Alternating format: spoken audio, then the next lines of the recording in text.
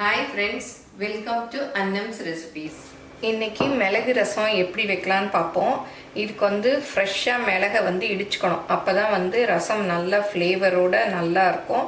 இதுக்கு வந்து 1 table spoon அளவுக்கு மிளகு போட்டுக்கிறேன். அப்புறம் வந்து 1/2 டேபிள் ஸ்பூன் சீரகம் போட்டுக்கிறேன். போட்டு இதை நல்லா இடிச்சுக்கணும். நீங்க அம்மி இருந்தா கூட அம்மியில வச்சு இடிச்சுக்கலாம், நச்சுக்கலாம். இப்போ பாருங்க இடிச்சாச்சு. நல்லா இந்த மாதிரி ரொம்ப ஃபைன் மாவா வேண்டாம், 1-2 இந்த மாதிரி இடிச்சுக்கணும். அப்பதான் வந்து இந்த ஃப்ளேவர் நல்ல ரசத்துல வரும். இப்போ இதில் இந்த கிண்ணத்தில் எடுத்து வச்சிடலாம். கொஞ்சம் இருக்கட்டும். இதோட 4 பல் பூண்டு தோலோடு தான் போட்டுக்கணும். அப்புறம் ஒரு காஞ்ச மிளகாய் அதை கிள்ளிட்டு போட்டுக்கலாம். அப்புறம் கொஞ்சம் 4-5 கருவேப்பிலை, அப்புறம் கொஞ்சம் கொத்தமல்லி இதையும் போட்டு நல்லா இடிச்சுக்கலாம். பூண்டு வந்து தோலோடு போட்டால் தான் நல்லா வாசமாக இருக்கும்.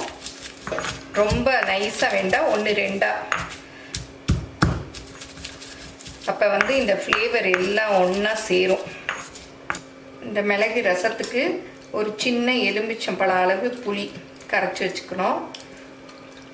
கொஞ்ச நேரம் ஊற வச்சிட்டிங்கன்னா நல்லா கரைக்க வரும்.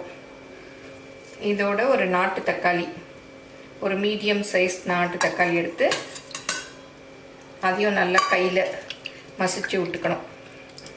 இப்போ தக்காளி பழத்தையும் நல்லா கரைச்சாச்சு.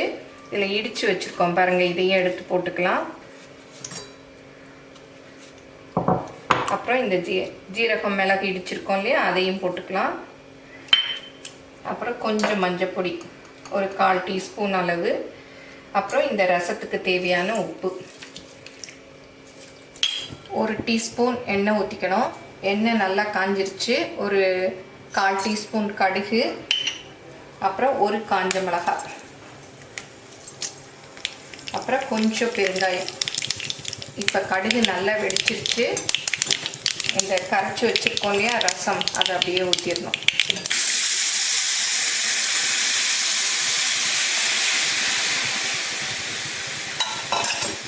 இப்போ கொஞ்சம் கருவேப்பிலை இந்த மாதிரி கிள்ளி வச்சுருக்கேன், அதையும் போட்டுக்கலாம்.